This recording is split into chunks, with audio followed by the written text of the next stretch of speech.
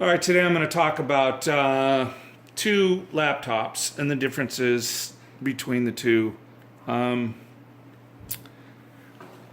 they're both Lenovo's, the G500 series. They are fairly decent for the money. Even 4 years ago, they were pretty nice. They run a lot of what you wouldn't expect. About 4 years ago, when they came out, they were about $500 a piece. For everything that they did, they were a great deal. Lenovo is kind of a strange company because they're aggressive. They're a very aggressive company. They just bought out IBM. I know, isn't anything sacred? Um, the thing about Lenovo is they are capable of building some pretty good stuff. They're also capable of building some crap. Both of these machines are very delicate. They're all plastic, and that's their biggest downfall.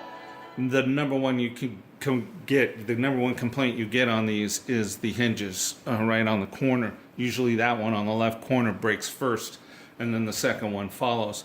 It's an easy repair. You do have to pull the case apart, which is not too difficult to do. I've done it several times now. And then you can actually use the pieces that break.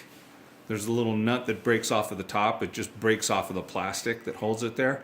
And you can put that nut back onto the top of the metal of the hinge. And then basically what you have to do is you have to take some super glue and super glue around this edge here, and then super glue all inside the hinge area. When you put that nut back in, your super glue is not holding the nut in. What the super glue does is it holds the plastic pieces together. That nut is able to crimp down tight and hold the hinge down. And I've done it several times now, and it's successful. You can do it with the parts that are inside the laptop. Just make sure that when you pull it apart that you look for those pieces, because without them you're just going to have to find your own nut that fits the little bolt that's already there. Let me just tell you a little bit of difference between these. You can find these on eBay right now for about $50. Honestly, they're steel for that price, for all they got in it.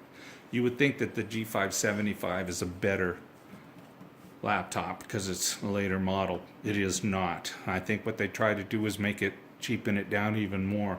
This is running the AMD, I think it's the E350 1.5 gigahertz CPU. It's a dual core, but she's running level 2 with just 1 megabyte of cache.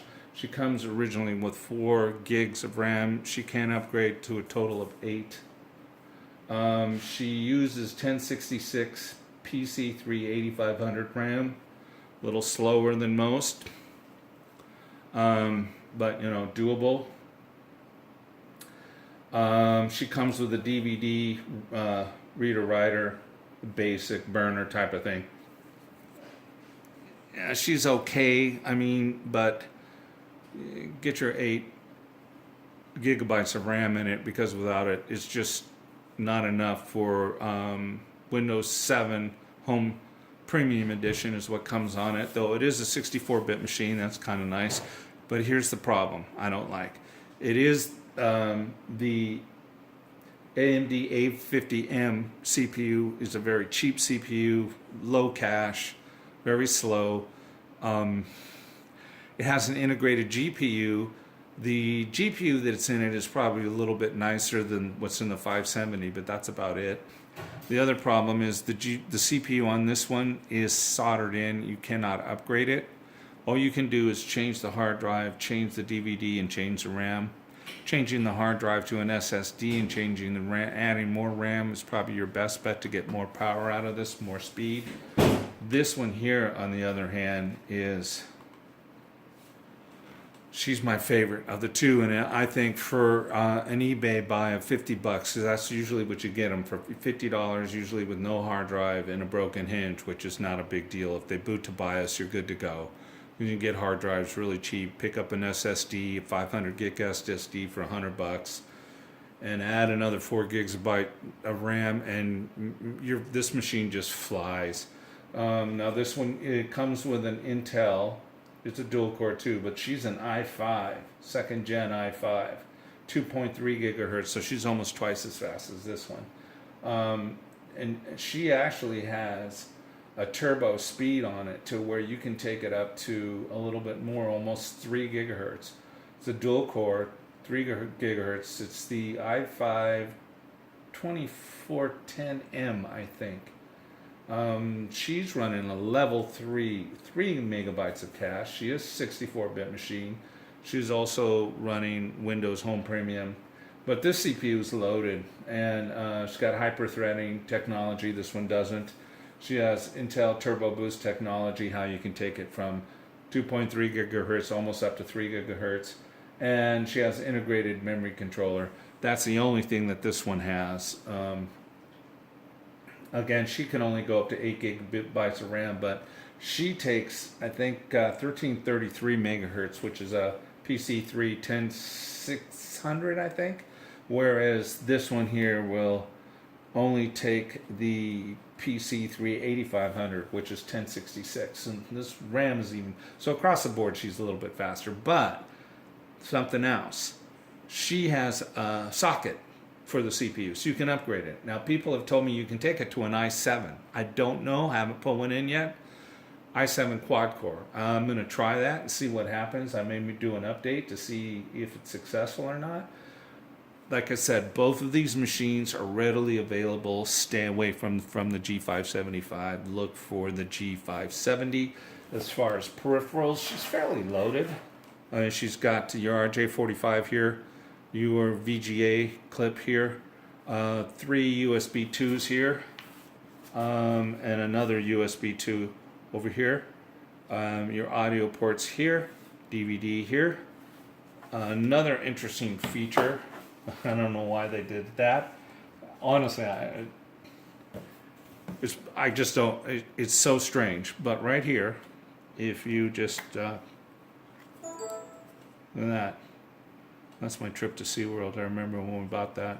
Took a bunch of pictures of the fam. Anyway, micro SD card.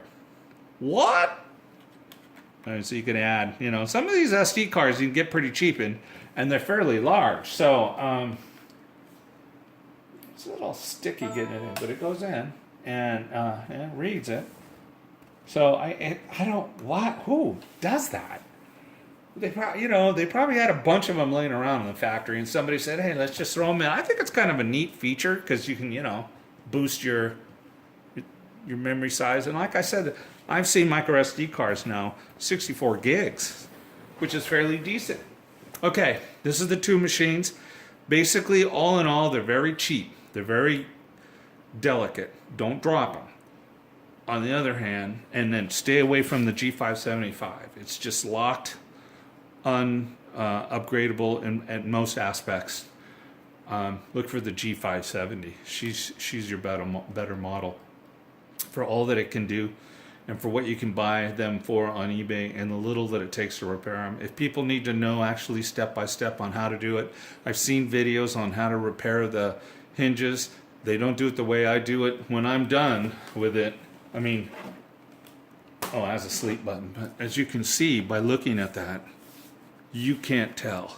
I mean, I'm even using the existing hole for them, and you can't tell. Other than you'll see maybe a little bit of super glue to glue this little plastic, because there's nothing holding this top shell in. But you bite into the metal part of the hinge by my fix, and that's what you need. What it used to do is it would take the nut and put it into the plastic top. It just wasn't enough there, and that plastic top, that nut would just break off. This would come loose anyway, and the hinge would just fall apart.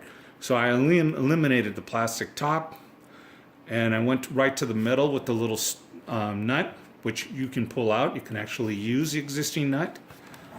You know, by super gluing this, you're not really hurting anything, because one of the nice features about it is getting to the hard drive, the CPU, and the RAM is all done right here. That this all unbolts. So it's a smart design, and I think they got that from IBM, but who knows. Anyway, G570 is the way to go for $50 on eBay. You're getting a lot of laptop totally upgradable across the board. Not a gaming machine by any reach of the imagination, but definitely a good workhorse. I hope you learned something from this video, and if you need me to do my hinge repair, let me know, and I'll do that. See ya.